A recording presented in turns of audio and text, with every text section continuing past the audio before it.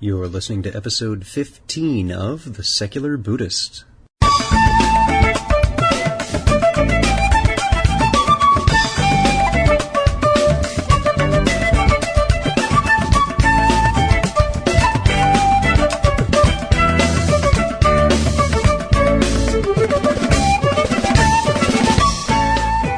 Separating ourselves from the actions we take, the feelings we have, even our very thoughts, is common practice during meditation.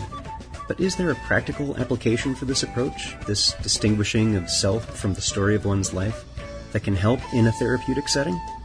Today we'll find out in our interview with Dr. Walter Berra. Walter is the Kenwood Center director and founder with more than 25 years of clinical experience. He holds Minnesota licensure as a psychologist, marriage and family therapist, and alcohol and drug counselor. Walter has authored articles, books, videos, and curricula, and is an AAMFT-approved supervisor, as well as an adjunct faculty member at a number of area universities. And we're here with Dr. Walter Berra. Walter, how are you? Thanks for being here. Very good. Nice to be here, Ted. So as we were discussing a few minutes ago, what people like to hear in these podcasts is how people came to this practice and what their personal story is. Could you tell us a little bit about that? Yeah, I grew up in a working class neighborhood that was quite difficult, northeast Minneapolis, and an early refuge from the troubles was the library. And at the library, the Dewey Decimal System, things are arranged according to topic. Good old Dewey Decimal. That brings back memories. Yeah. And I love the religion section. I was just as an approach to suffering. So I kind of in junior high pawed through the books from animism to Zen and got stuck on Zen. What was one of your favorite Zen books that you found there? Three Pillars of Zen by Kapleau. Yeah. Kapleau, There were very few texts, right? Right. They were just at the time. Yeah, and there was Goddard's The Buddhist Bible. Yep. And that was it for access to Dharma.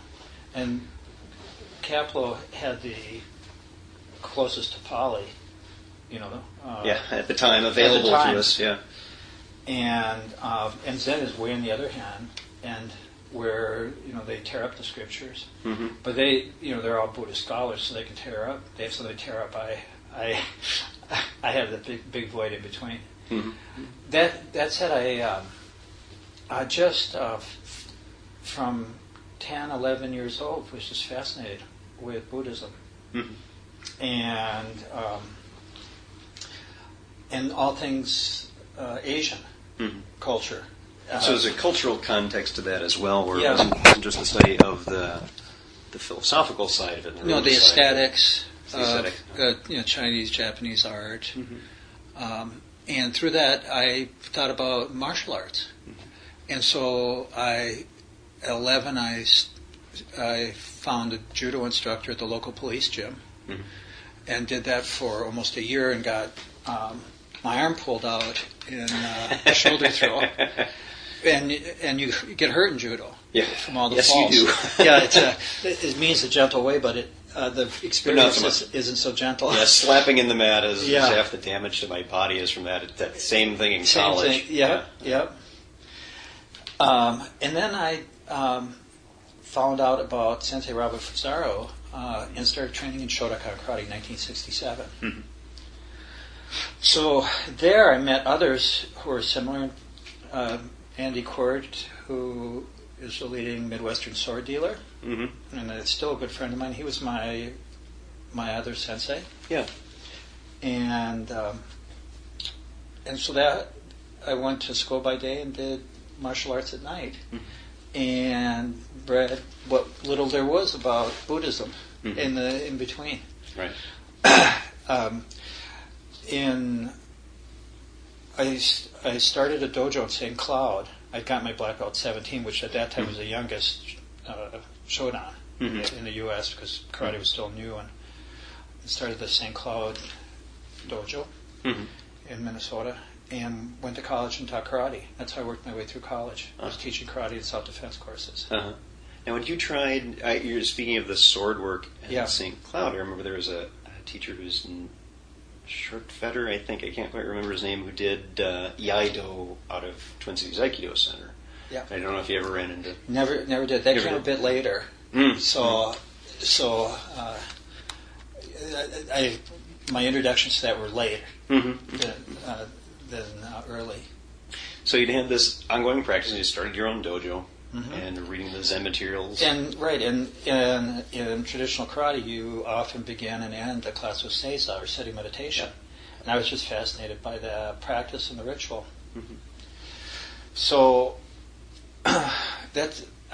from as early as I remember, this was really spoke to me more clearly than anything else. And it was quite challenging to consider oneself an agnostic, right? Buddha was an agnostic, and perhaps atheist. And but it was freeing for me, and to take personal responsibility for my relationship to suffering, and conduct and practice in the world. I then trained with Dr. Arya and Swami Rama at the Meditation Center in Northeast Minneapolis. And a guy named, one of the people there was a hairdresser named Horst. And then Horst, out of that, started, some, meditation connections. He started Aveda. And became wealthy. But all the ideas he got from were Swami Rama and Dr. Arya and Ayurveda. But I wasn't as interested in the caste system and the ritual, but it was the only thing around. And 77, 78, as I remember,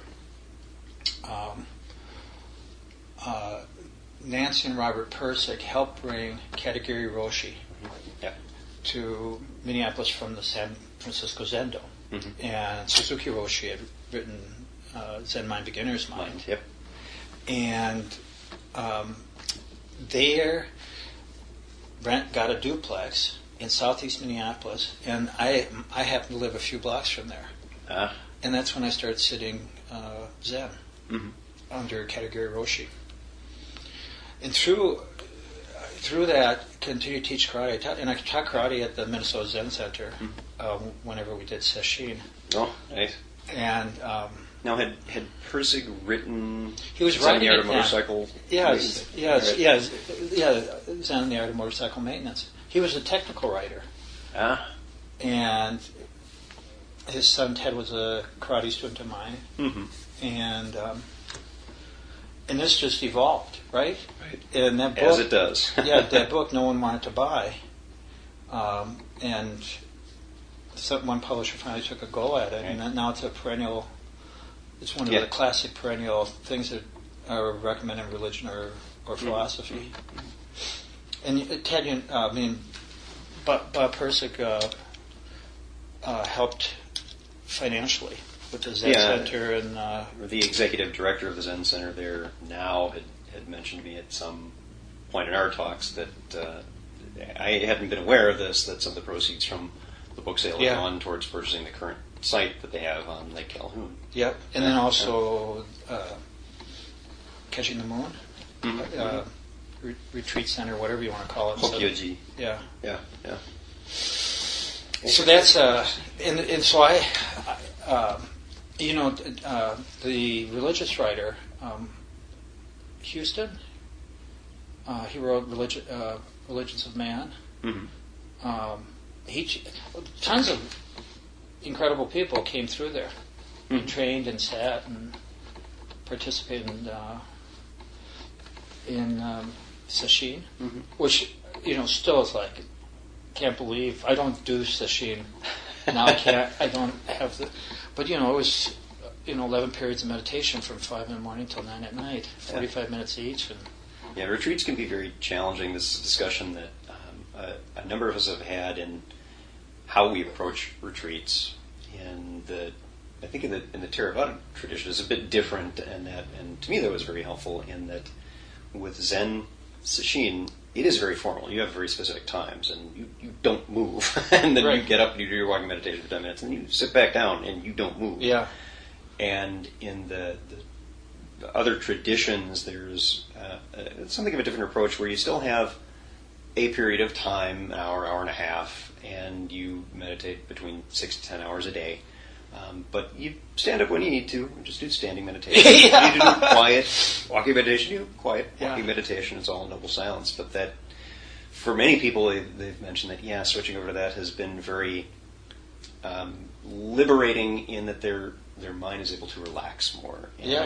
And sit quietly and naturally into the meditation rather than, ow, this really hurts, and the pain kind of overcoming where they would like to have their mind to be resting. Yeah, absolutely. I totally agree. And I frankly don't recommend people go to the more rigorous, shall we say. Start right, because then it's aversive, right? Yes. And when we, here at the Kenwood Center, when we introduce people to mindfulness, those who are interested, start off with short periods with the debriefing. 5 minutes, 10 minutes, so you're doing the whole, you're building up to it. Building up and make it not adversive, because a little you can get a lot. Right. Yeah, and you don't start by running a marathon. You start by walking for 10 minutes. And same thing with martial arts practice. Today we're going to be breaking 5 bricks. Yeah. Happy first day. Yeah. Now we don't go that way. Yeah. Well, and the early writing, when it started to come over to psychology, when Jonathan Kabat-Zinn was probably the breakthrough author. Yep. And he blended Zen practice and yoga. The only thing he did was some testing, pre-post testing that showed there was efficacy. Right. Pretty simple, How do you feel? Good. Yeah. Okay, success. Yeah. How'd you feel before? Not so good. So, but that, if you read the original books, was 45 minutes of meditation, and then like 45 minutes of yoga. Yeah. Now all that's gotten down. The majority of places have reduced to 20 to 30 minutes, 35 minutes at the most. Yep. And I don't have that kind of intensity that was around in the 70s and 80s. It does, and there's a distinct difference when you're sitting either in your own personal practice at home, whether you're just on a cushion for half an hour versus an hour. I've noticed there's a tremendous difference when, I will typically also still sit seiza. I don't sit with my legs crossed. I sit traditional Japanese style. Yeah. But that half an hour, then I've still got that sense of clock, and when I know I'm not going to do that, I'm going to sit for an hour, and when the incense runs out or the bell goes off or whatever it is, and that's been very helpful. And everyone has their own different sense. For some folks, it's 10 minutes, nice and relaxing, because I'm not worried about having to sit longer. It really depends on the individual, but it is. It has. I think you're right. It has changed that folks would tend to go 45 minutes, and they seem to be reducing that a bit. Well, and Soma Dharma era of Katagiri Roshi, so I know all these people now that turned into heads of their own Zen centers. Yep. And then gone to Dharma lectures with senior practitioners. And the thing that had surprised me is that the traditional heart meditation has led to many for chronic fatigue syndrome. So hip issues, back issues, neck issues, and you have to complement it with body art of yoga. And frankly, one of the most helpful things was getting into weightlifting for me.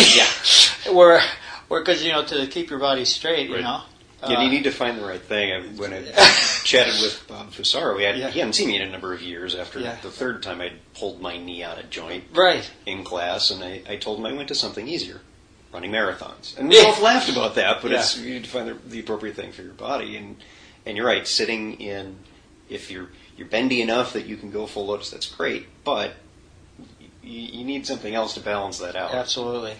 Yes.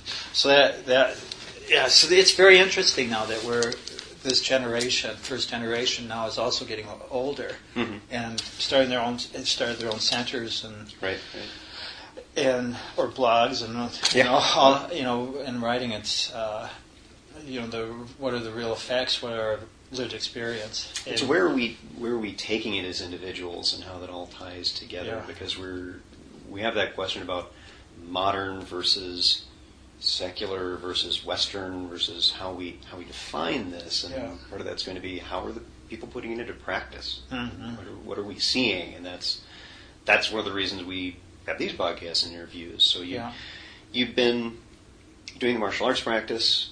You've been studying with Katagiri Roshi.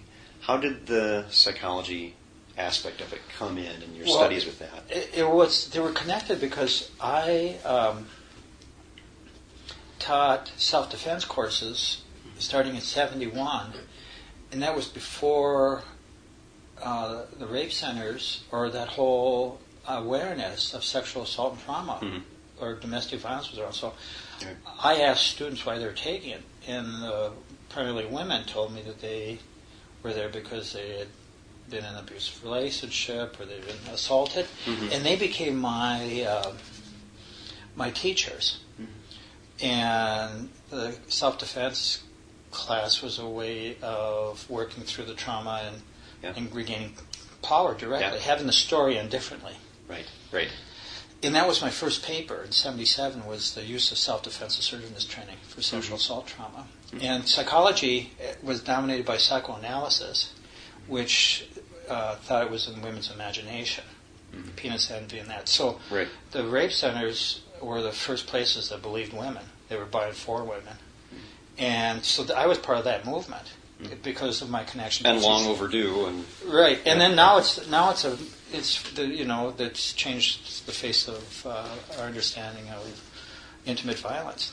So that's my. I just happened to get involved that way, and then the whole issue of assault and trauma and abuse, is a huge part of what we address in psychology and psychotherapy. So did that lead you into going to school for? Yeah, so I got my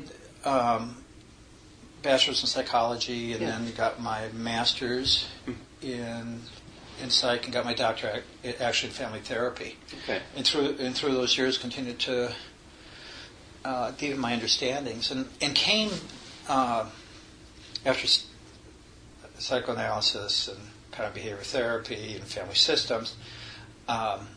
Was kind of unhappy with my experiences. Yeah.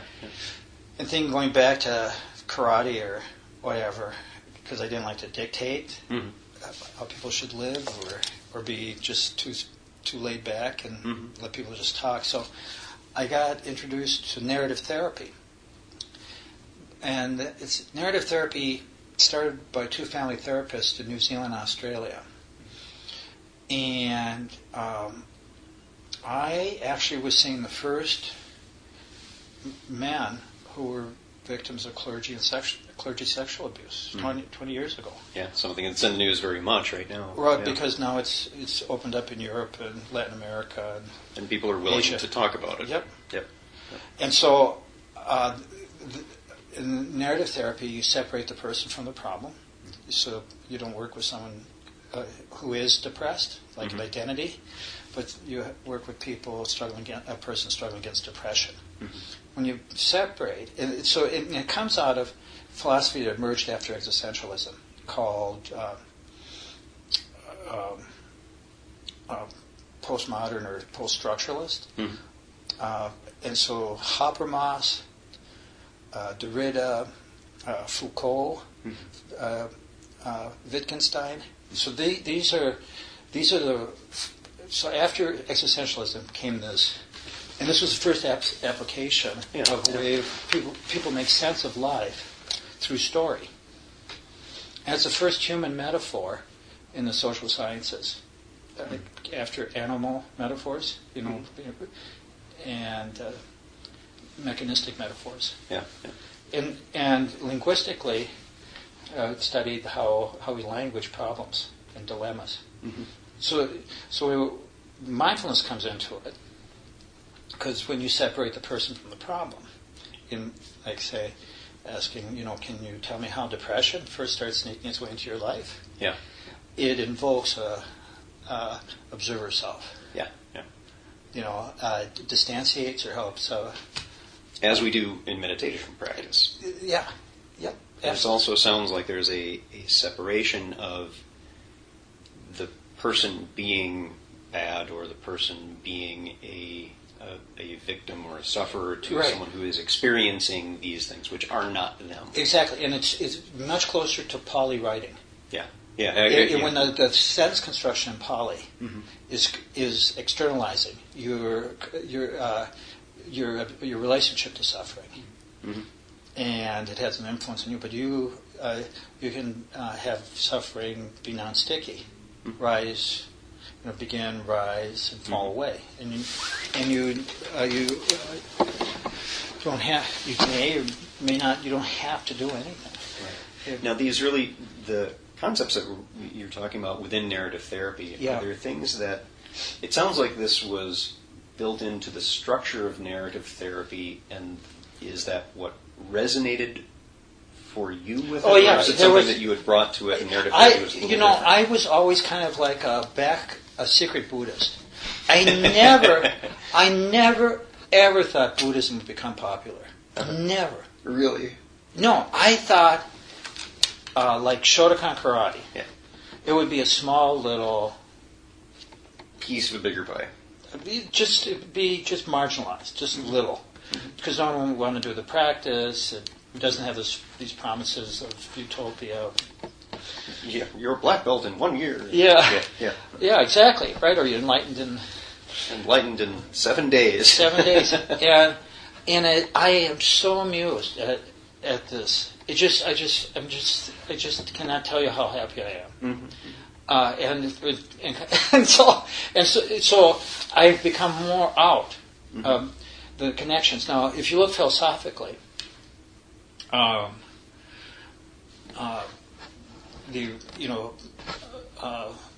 Buddha's words were first written into Pali, and then moved in, spread out from there, and yeah. Sanskrit and Chinese, and back right, to and then it came to Zen, Chan, and Zen. Mm-hmm. Yep. The first translations in the West were in German, and the Germans were the first translators of Pali, and they did this in the early 1900s, late 1800s, early 1900s. They influenced the philosophy of Hegel and others, so that you could do a lineage tree there, philosophically, and that led to some of the people influenced what we came to realize, that there's no grand penultimate meaning of life. It's mind. It's how you think of it. It creates it's the process of it. Yeah. Yeah, the process. Yep. I have to say we talked, you and I, before the interview, about psychologists writing. Yeah. And it's still not close to Buddhist psychology, Abhidharma, and because they continue to talk of the self. Right. It's a very built-in function of psychoanalysis. Exactly. The self. It's all about self, and Buddhism about not self. Exactly. Right. And mind, in process, the aggregates of how the belief in a self is constructed. And once you have a self, you have an other that's creation of alienation and suffering. Right. That's one of the fundamental, radical, powerful insights. Mm-hmm. And we even see in modern writings on mind and consciousness, I'm going through Dennett's Consciousness Explained, and talking about how that sense we have of a self and a me is maybe a function of our pareidolia, our pattern-seeking behavior. Yeah. That we see this as something where really it's the process itself that we're having a sense of, and we're identifying that as a thing. Yeah. In the same way that in narrative therapy, people will tend to identify that suffering, that experience as self when... I'm the problem, I'm depressed, I am. Right. And that's a logical error, because you're not one one thing. One thing. Yeah, right. Yeah. It changes constantly. So in the West, the emphasis on pattern and what's consistent. Mm-hmm. In the East, it's on change, Right. on process. Right. In the West, there's a fixed self. In the East, there isn't the self is idea of self is what contributes to suffering. Mm-hmm. In the West, there's individualism, views of things, and in the East is the understanding of interconnectedness. Right. So in the West, we anthropomorphize God and faith. In the East, it's often a force, like the Tao. There, a number of Eastern religions that have no anthropomorphic, right. and if they have,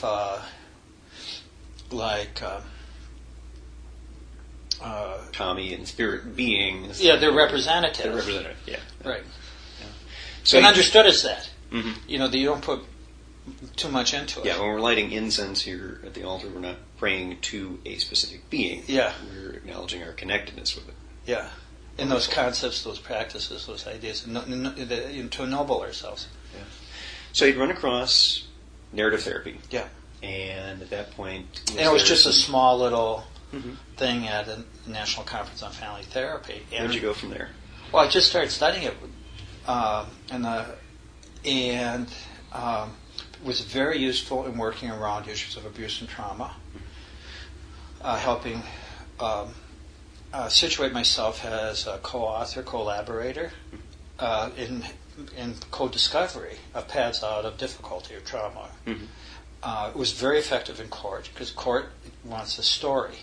So in people helped get their stories together about their life before, during, and after abuse, the effects of abuse, which was very powerful in simple testimony, where people weren't impeached because they couldn't tell their story. Right.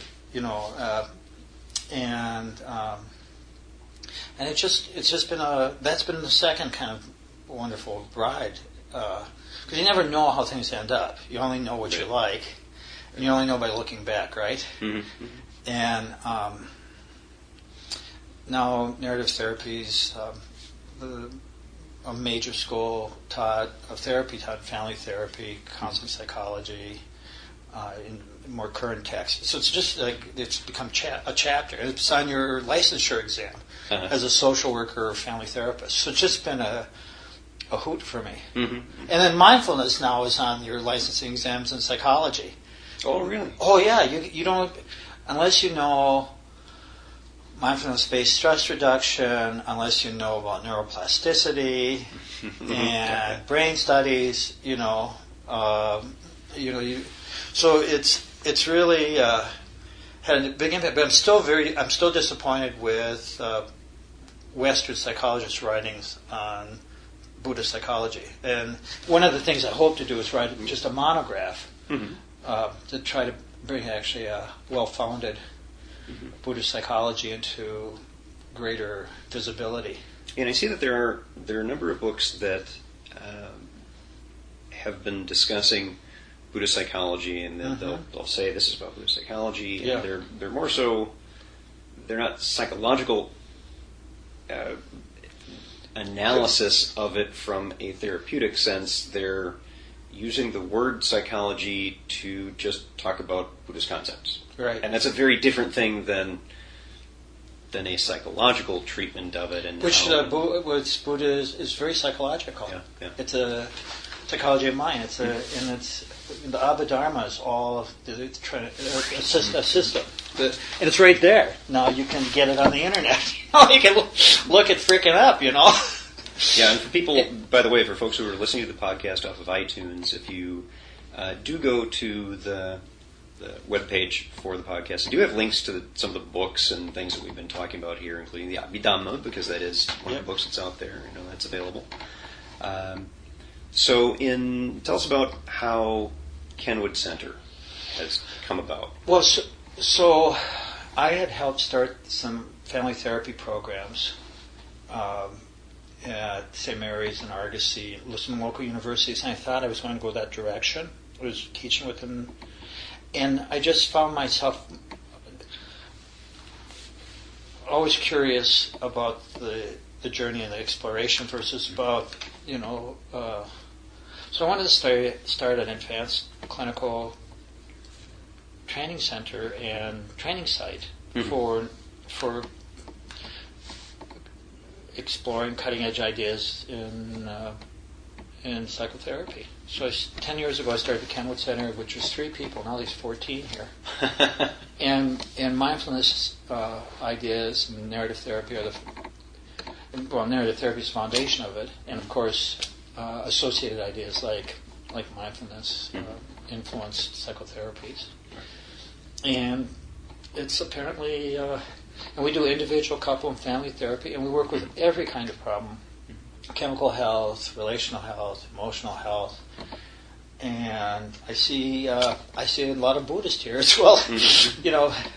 As Buddhists who have problems and seek psychotherapy, and then, contrary to popular belief, yeah, you're human too. You're, which is, I have to say, that's one of my disappointments, is that the same ills that visit Western religions, once you have hierarchy and power.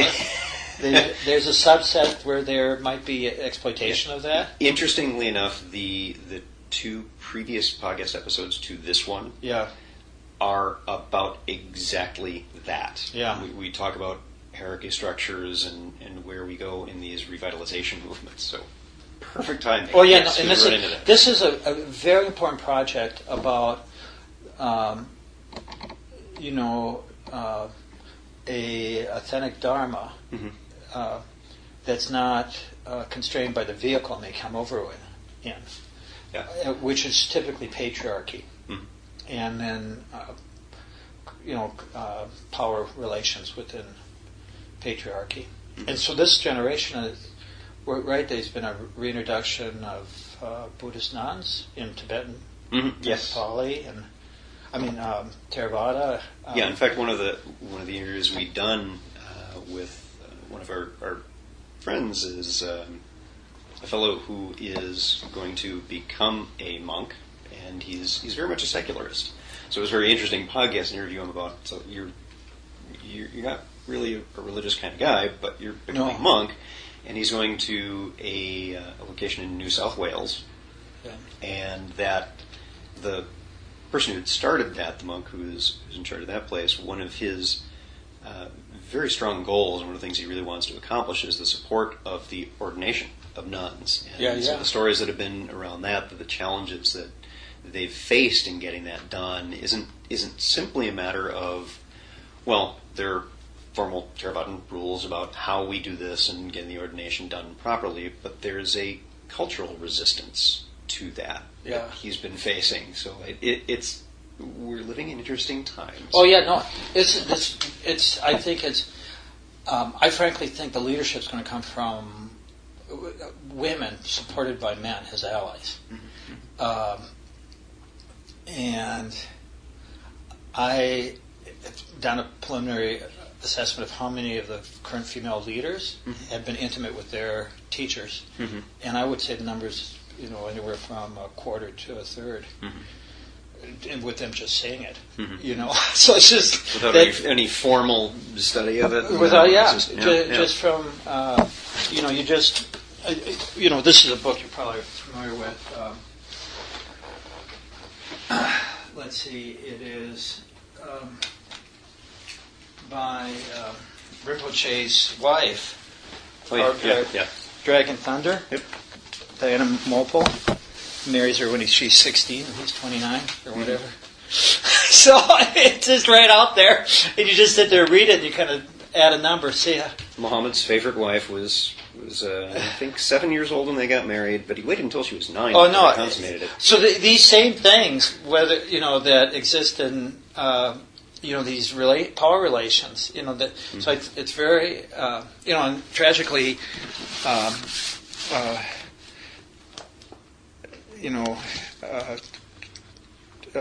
Choyam Trungpa, I'm not good with Tibetan. He died from alcoholism, cirrhosis, and right. Again, exemplifying that we are human.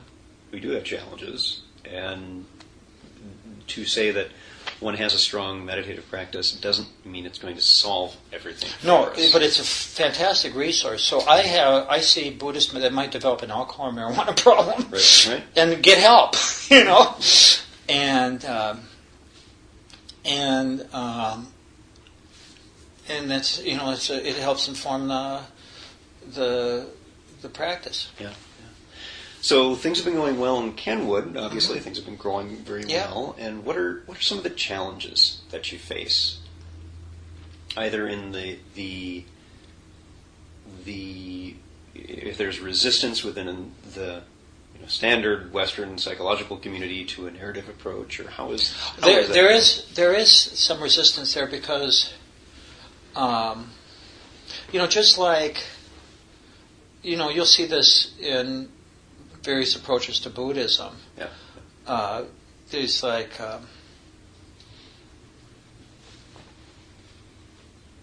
competition, who's doing what better. Yeah. Right? So there's the same kind of thing, and of course much more strongly in psychology. You sell your cure, and you write a book and a manual, and then you certify people. But the ideas are informing and spreading throughout psychology, just as mindfulness is spreading throughout various ideas and approaches to psychology. And there's a syncretism that's attempted typically of blending Buddhism and psychoanalysis, or Buddhism and cognitive behavior therapy, and I don't do that. I have like a respect for them as complementary traditions. Right. It's different, right? It is. It is different, and it may suit different temperaments, personalities that will resonate more with that than a particular other path. Yeah. So where do you see narrative therapy going and progressing in the coming years? Well, we're doing the first preliminary research project on narrative therapy for war trauma at the VA hospital. Mm-hmm. So we were getting grants of that sort, and you need to prove things here. Mm-hmm. Yep. And so with the grants, we're doing those studies. It's and just like various practices of meditation and the impact of and the effects of meditation in life is being studied scientifically, whether it's through brain scans in Madison, Wisconsin, of Tibetan meditators, or I think I've actually linked that on the website. Those exact studies. Folks listening, I will be linking them again here on this episode. Well, and that's neuroplasticity, right? It can be mind over matter, and the old idea of change your thinking, change your life is very much proved now in every avenue of virtually every avenue of psychotherapy. Excellent. Well, I think what we'll do is draw to a close for today, and if I can ask you, Walter, if you'd be willing to participate again in some of the other issues we chatted about in this. You brought up some interesting topics that we've wanted to chat about, being roles of women and power structures and things like that. And what I'd like to do is bring you back maybe on a group interview for that sort of thing, if you're willing. That would be wonderful. Yeah. Dr. Walter, thank you very much for being here. Appreciate your time. Thank you for your interest.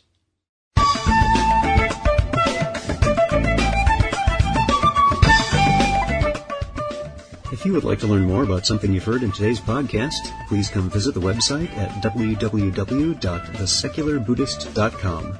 Each episode has its own page with show notes, references, and links to source materials. You'll also find resources on Buddhism, critical thinking, secularism, and links to the Secular Buddhist Facebook fan page. The music for The Secular Buddhist is used by permission from John Kaizen Neptune CD, Steps in Time. Additional music is provided courtesy of Rodrigo Rodriguez. John Kaizen Neptune and Rodrigo Rodriguez websites are both linked on The Secular Buddhist on the About Music page. Until next time, remember, every moment, every single moment, you choose. Make it a good choice. See you next time on The Secular Buddhist.